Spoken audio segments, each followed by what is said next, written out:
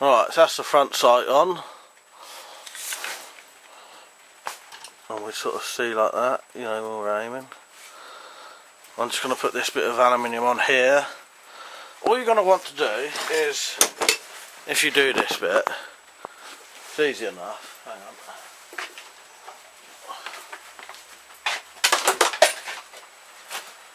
I was just moving something. Put the bit of metal on in the place where you want it to be. Turn it over, still holding it in place. Mark that back edge. So now you know where to cut it. Cut it out that shape. Drill 4 holes, making sure that none of the holes are in places where it will get in the way. Got one there, one down here somewhere. Well, you can't see none of that, could you? You want a hole there, a hole down there somewhere.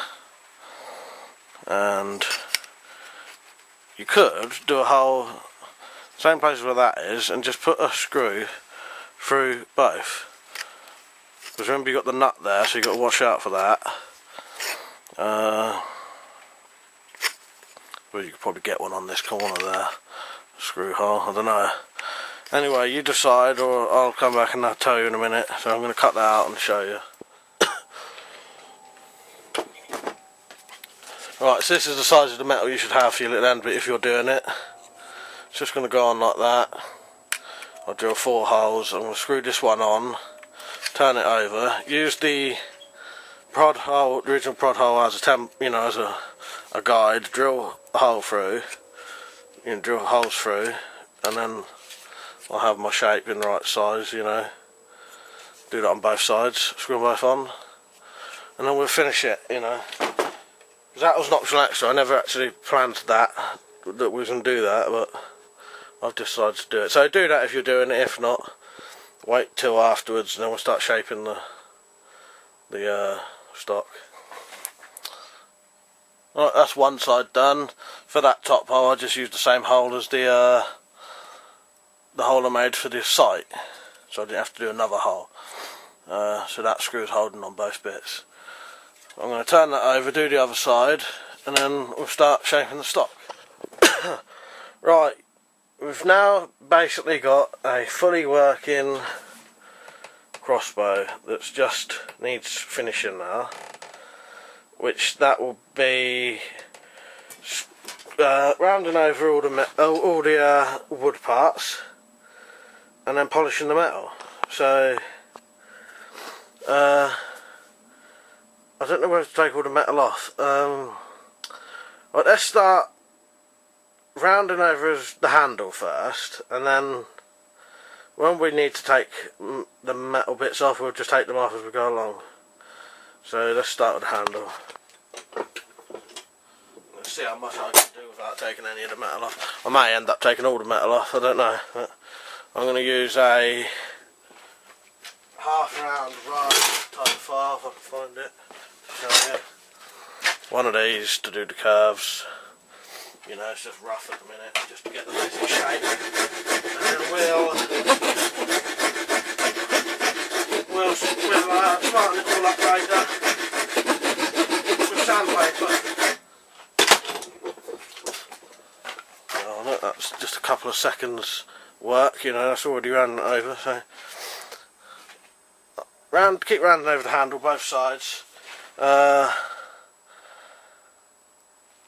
just trying to decide, still can't decide. Just do the back of the handle first, on both sides, and then I'll say whether to take the metal off or not. Right, there's the back of the handle, you can see that's rounded over. Remove the trigger guard now, and then round over the front side of the handle and the bottom. Also, once you've removed the trigger guard, you can leave that off for now, because what we're going to do is that's going to need to be tidied up a bit if it's a bit messy. So just save your screws, don't lose them. and that can be left off for finishing as well.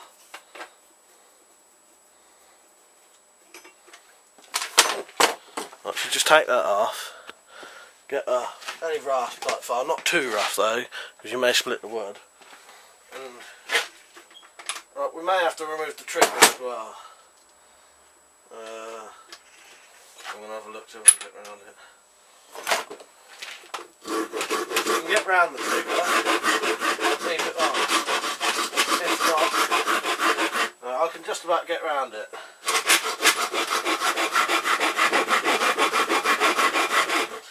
Don't go in too far that you start to affect that little hole you've made there, you know, the cutout for the trigger, not the trigger,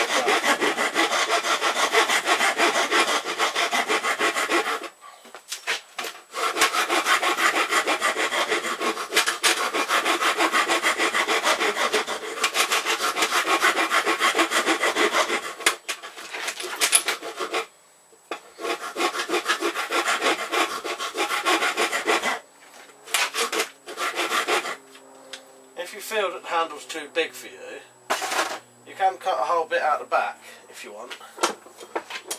If you feel it's too big, just cut another line all the way down there, taking off about 10mm. Yeah. But this, when you shape the handle now, this will change the size slightly. Right, so I'll come back when I've done it. I've done both sides. Right, now you've roughed out your handle, get a bit of sandpaper and start moving it over even more.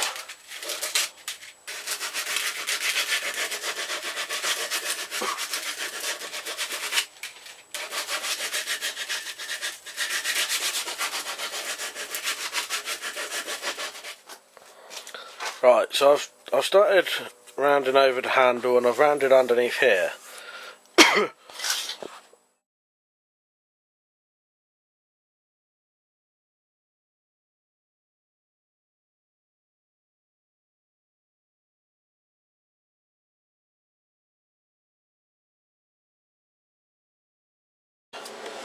Well, I haven't got around to varnish it in yet. I was just going to show you what I'm going to do is you've got to make sure the countersink holes are deep enough,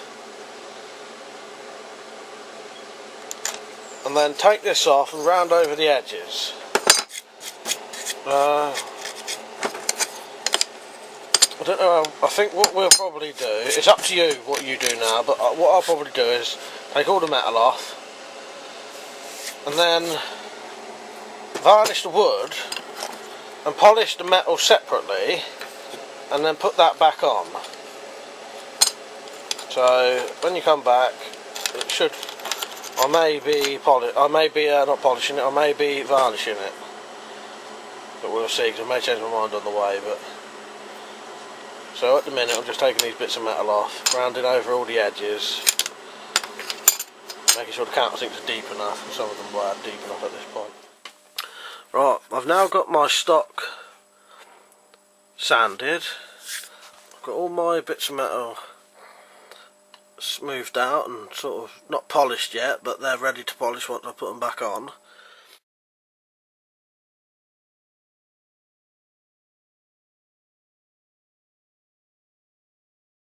Now, I haven't got any proper varnish. That stuff I had that I showed you at the beginning, if you can even remember, won't be enough. So for mine, I'm just going to have to use some of this fencing stuff. It will colour the wood at least, so I'll have a nice dark wood colour, and then at a later date I'll varnish it. But what I'll do, I'll put that on to the stock, colour the stock, put the metal work back on. You can varnish yours if you've got varnish, you know, not the metal work but the stock. Put it all back together, and then I'll show you how to put the prod in, and then we can adjust everything and see how it fires. Right, so next part, this should be completely coloured and have the the metal put back on. Don't know if you can really tell the difference, but there's the brown colour on the stock. When that dries, I'll put another coat on, I may also at this point get some brasso, polish some of that metal before I put it on.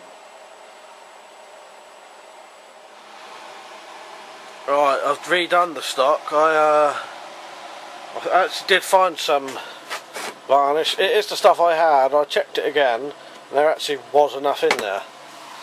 So that's one coat on the stock. That should create a darker colour but also add a varnish to it. And I've also polished up the metal and all that can go back on. Once that's dry, and then we'll start shooting it, you know. Right, here's my crossbow all put back together, varnished and polished. What we'll do in a minute is we'll put the prod on. I'll show you how to connect the prod and put the string on the prod. And if you know any other techniques when to do this yourself already, then you don't have to follow me, but I'm going to do it the way I know how to do it, so I'll show you that now. Right, what you want to do, get your prod, take one of the ends off, put the prod in the hole, make sure you got it right around, the prod, put your end back on,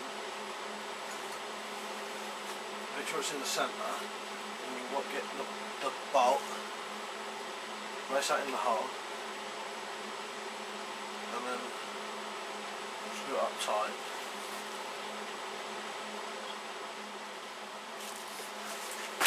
Right, make sure your prod is centre. Keep doing this, my bolt's a bit long at the minute and that's a short bit later, but tighten it up until you can feel it. Put pressure on the prod. Don't overdo it. That's pretty solid.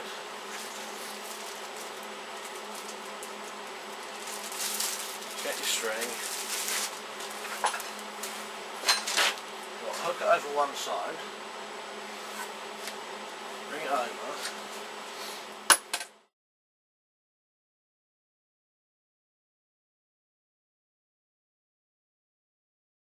Right, I think the camera may have cut off before I got the string on the video, but there it is on mine.